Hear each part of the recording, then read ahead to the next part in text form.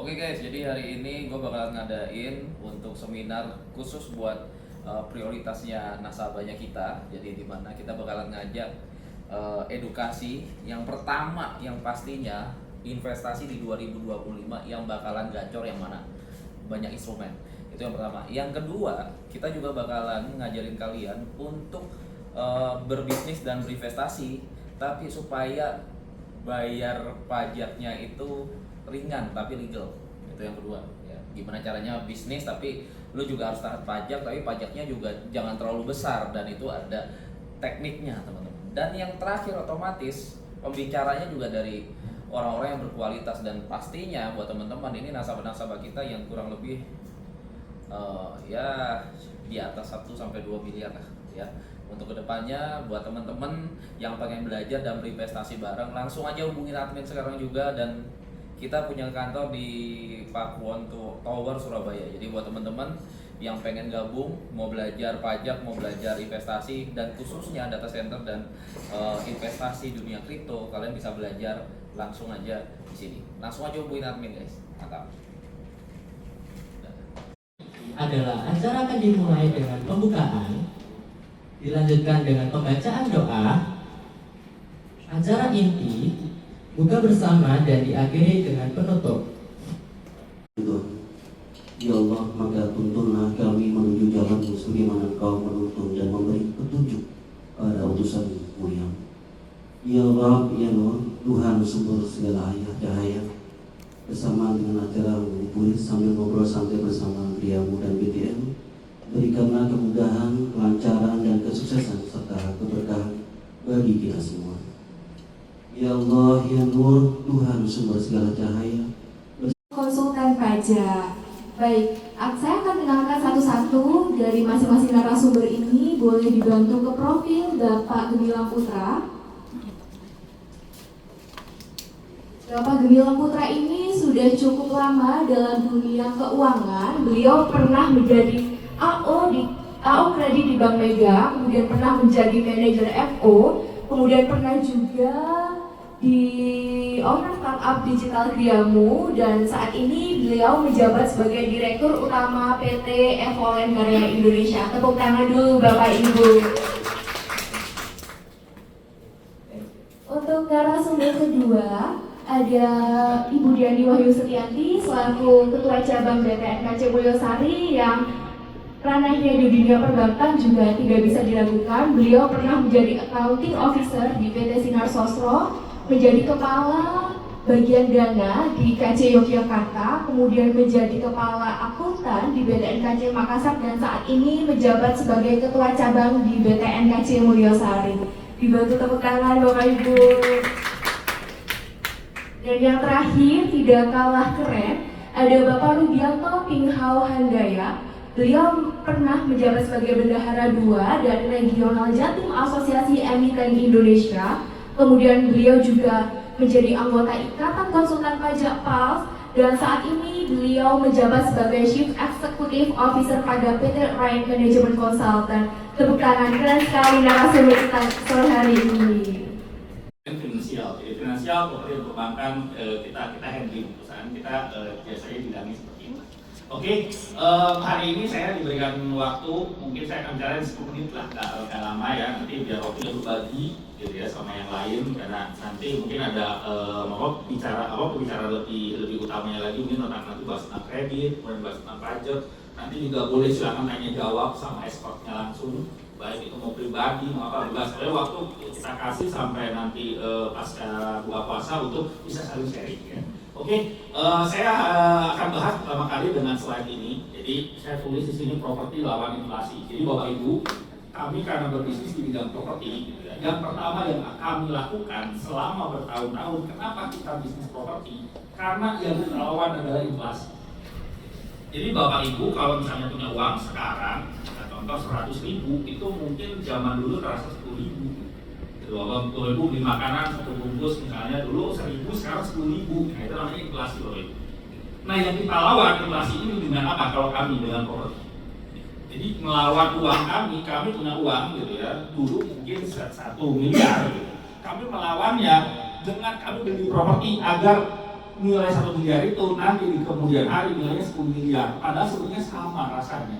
Uang 1 miliar dulu sama 10 miliar sekarang itu rasanya sama. Bapak udah kumpulin itu uangnya banyak, ternyata salah bisnis, akhirnya uangnya hilang.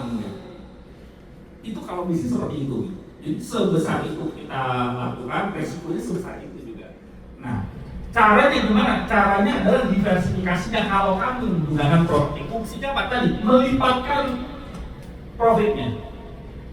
Dengan kita melihat contoh tadi udah punya profit 50% dari hitungnya kita, dan kita investasikan di properti misalnya. Kemudian 5 tahun lagi misalnya dijual, paling gampang konvensional, nggak usah yang ribet-ribet, ya udah 5 tahun lagi saya mau jual lah. Gitu ya. Itu otomatis nilai akan 2 kali lipat, tadinya 50% jadi 100%. Itu yang kami lakukan bertahun-tahun dengan properti. Sehingga apa? Sehingga kalau mau jadi kaya raya, semua orang itu based on-nya pasti dari properti. Semua bahkan taripat, semua bahkan miliarder, whatever siapapun, semua mereka ketika mereka bisnis. Sisi kreditnya, kenapa sih properti ini sangat dibutuhkan ketika kita mengajukan kredit di perbankan? Dan yang terhormat Ibu Diani Setianti dimohon untuk menyampaikan secara langsung. Baik, Assalamualaikum warahmatullahi wabarakatuh. Selamat sore Bapak Ibu semuanya, salam sejahtera untuk kita semua. Alhamdulillah ya pada sore hari ini kita ngabuburit ya sambil diskusi yang berbobot sekali. Tadi Pak Gumilang sudah buka dengan luar biasa Pak, singkat, padat, jelas gitu. Jadi saya pun akan mencoba seperti itu dengan semangat berkobar ya, karena audiensnya bukan orang-orang biasa, karena orang-orang luar biasa. Ada juga nasabah BTN yaitu prospera dan prioritas di BTN. Terima kasih Bapak Ibu sudah berkenan hadir pada sore hari ini. Baik, langsung aja kita masuk pada sesi yaitu perkembangan ekonomi dan industri perumahan. Kenapa kami ambil tema ini? Karena sangat relate banget dengan yang disampaikan Pak Bilang tadi, bahwa properti sambungannya dengan kredit, korelasinya dengan kredit. Itu benar sekali Bapak Ibu. Next. Nanti kita akan bahas 4 hal, tapi akan coba saya singkat. Yang pertama adalah overview kondisi ekonomi dan pertumbuhan kredit, kemudian sekilas tentang Bank BTN dan isu perumahan, kemudian program-program Bank BTN. Next.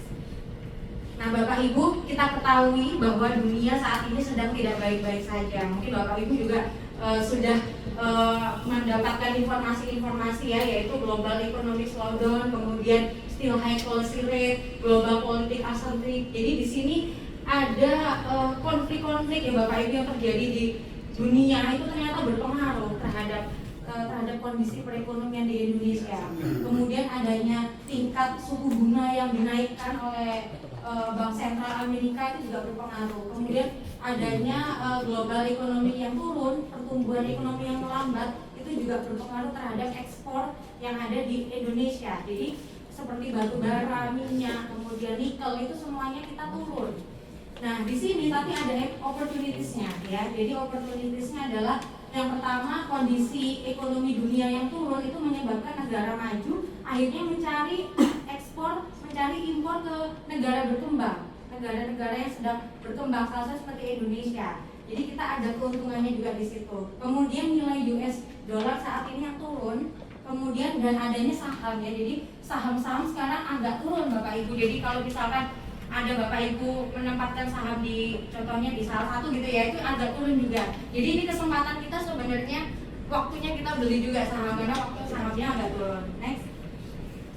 Nah, dari semua tadi Bapak Ibu, yaitu industri sekarang yang sedang penyumbang utama pertumbuhan ekonomi di Indonesia. Kaum milenial, karena umur 18 tahun kita udah bisa ambil rumah di BTN selama sudah ada pekerjaan dan ada SK keterangan gaji. Next. Nah di sini kontribusi BTN pada perekonomian adalah sektor perumahan memiliki multiplier effect terhadap 174 sektor subindustri, jadi membuka lapangan kerja buat orang lain juga membuat masyarakat. Kemudian meningkatkan penyerapan tenaga kerja yang dibutuhkan 500 pekerja, meningkatkan penerimaan negara, penjualan, PPH, PPN dan sebagainya, meningkatkan sektor konstruksi, kemudian mendukung UMKM. 90% bahan bangunan konstruksi perumahan adalah produk lokal. Bahkan kita sekarang sudah ke arah go green, jadi kita menggunakan batako dan lain sebagainya adalah menggunakan go green karena instruksi dari OJK. Rapi, karena di dalam Kortex ini semua rekening kita dapat diakses. Sementara yang masih dapat diakses adalah nomor rekening. Kedepannya itu akan dikoneksikan ya, saldonya atau ke depan mungkin transaksinya. Tapi itu masih dengan berjalannya waktu. Tapi dengan semakin majunya perkembangan dunia perpajakan, kita harus semakin rapi. Berikutnya. Nah, ini langsung saya jelaskan dari sini. Ini kan banyak kejadian, terutama ibu-ibu itu dapat ini terus dibuka, yang terjadi apa? Saldonya kan hilang semua ya, dibajak karena di dalam situ ada APK. Terutama dalam bulan-bulan mendekati SPT tahunan ini, pasti gencar-gencarnya orang-orang yang mau nipu pakai dalih belum lapor SPT BPH pribadi. Jadi spam-spam seperti itu belum diabaikan. Bapak tinggal aktifasi akun Kortex, lihat di dalamnya ada notifikasi, dilihat. Kalau nggak ada sudah diabaikan aja. Lebih baik kita didatangi orang pajak, kita selesaikan, kita tanyaki, daripada kita aktif melihat WA dikirim, kita buka isinya APK. Jadi untuk mengembalikan bahwa itu NIK saya, bukan NIK yang orang lain punya.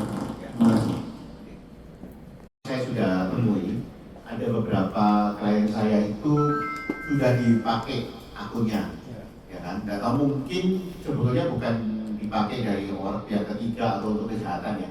Mungkin karyawannya yang sudah loginkan terlebih dulu, tapi karena bosnya merasa kok sudah diloginkan, yang meloginkan ini takut untuk ngomong kalau saya loginkan, ya kan? Takut karena begitu diloginkan itu kan data transaksi kita kelihatan, dan terutama yang privasi itu kan data detail bank. Data detail bank itu bisa kelihatan nomor rekeningnya. Jadi mungkin anak buah tersebut takut, jadi nggak ngomong, tahu-tahu ngomong, oh ini sudah ada pakai gitu aja. Yang kemarin terjadi itu belum ada solusi secara online untuk mengembalikan saya sebagai orang yang asli.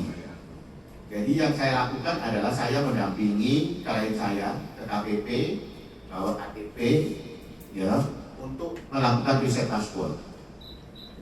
Karena kita nggak bisa reset password karena password yang utama sudah dibawa. Aktif sampai dengan sekarang itu adalah fitur nomor rekening kita yang terakses di DJP. Kedua, nama PT atau perusahaan kita yang berhubungan dengan kita itu sudah keluar semua. Kemarin sempat PBB aset-aset itu keluar, tapi mungkin karena di kita ini jarang mengganti nama atas PBB, yaitu sudah keluar semua, mungkin nge-lag gitu, jadi dihapuskan kembali. Jadi mungkin ada nanti satu waktu itu kita harus namanya registrasi PBB lagi.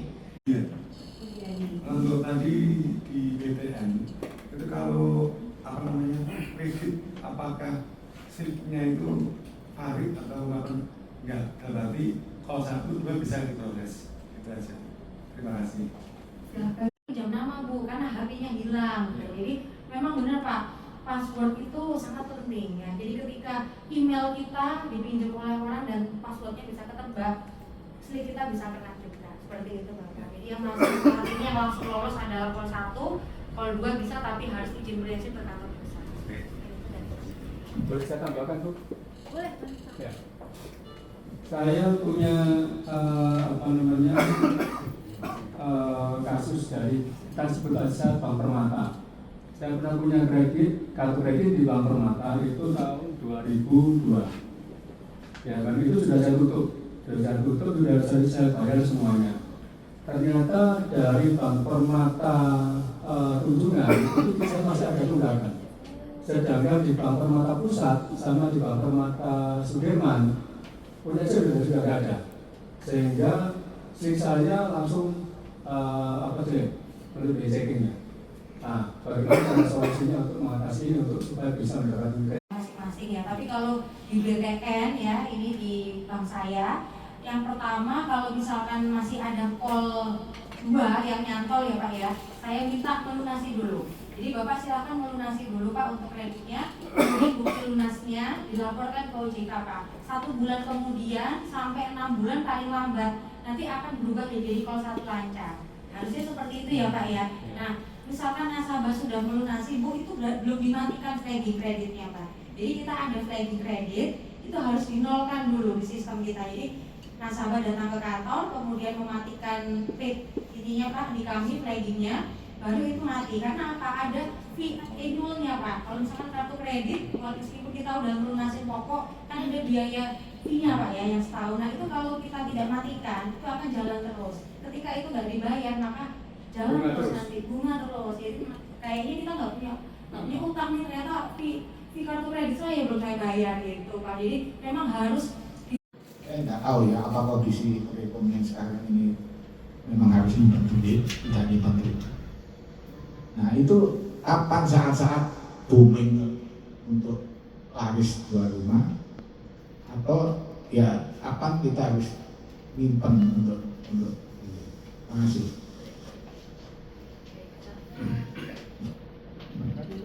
Oke, thank you. Bapak siapa nama? Pak Burhanuddin. Oke, kasih applause dulu dong untuk Pak Burhanuddin. Begini Pak, menarik nih pertanyaannya. Jawabannya coba dari panjang saya coba jadi rangkum lebih pendek. Jadi gini Pak, sebenarnya kalau kita bicara properti ini, saya klasifikasinya 2, momen, sama sudut pandang. Jadi saya selalu kalau memandang bisnis properti itu dari 2, dari momentum sama sudut pandang. Kenapa 2? Yang pertama, momentum itu adalah dari waktu Pak. Jadi Bapak tanya tadi, waktunya kapan dibeli? Contoh misalnya banyak, kayak tadi misalnya karena annual fee, kemudian akhirnya juga banyak membongkar kayak jelek. Even uangnya kecil loh, ini besar. Uangnya kecil aja semua dipanggil Pak. Banknya dipanggil, harus datang, kalau karena tidak. Semua sekarang tanya ibu, sekarang kalau bank itu melanggar, didenda uang Pak. Tanya saya ibu, jadi kalau misalnya dipanggil OJK melanggar berarti didenda uang kebalikannya. Jadi per hari lagi hitungannya. Jadi sekarang OJK mengawasi bank. Menanyakan soal kredit rumah ya Bu ya. Beberapa waktu yang lalu, masih baru sih, saya ambil KPR atas nama anak saya. Nah terus ini rencananya, ini masih baru berjalan beberapa bulan. Rencananya setelah Lebaran saya itu mau menutup KPR tersebut. Terus tadi malam saya membaca di akad itu ada tertera jika debitur melaksanakan pelunasan lebih awal itu maka akan dikenakan penalti, gitu ya. Nah terus saya berpikir seperti ini, kita ada rezeki malah mempercepat hutang kita biar lunas, kok malah didenda? Nah itu pertanyaan saya yang pertama. Terus pertanyaan saya yang kedua, nantinya setelah saya tutup rumah tersebut, saya menutupnya dengan jumlah, misalnya di kesepakatan awal rumah yang saya beli itu 500 juta. Nah itu saya nanti menutupnya jumlah itu dengan tambahan berapa, ataukah angsuran saya setiap bulannya di tahun pertama ini dikalikan jumlah tenor yang saya ambil, terus sertifikat saya nanti setelah saya lunasi misalnya di tahun pertama, apakah langsung keluar atau sesuai dengan kesepakatan tenor yang saya ambil?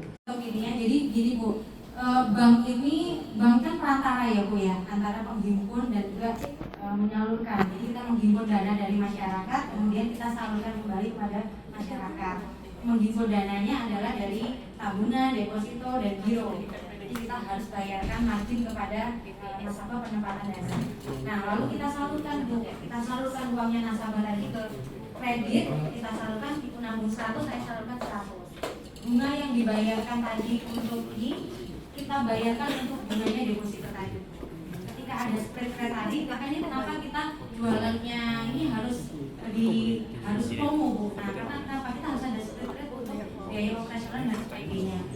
Nah, ketika nasabah melakukan akad kan ada perjanjian kredit ya Bu, yang sudah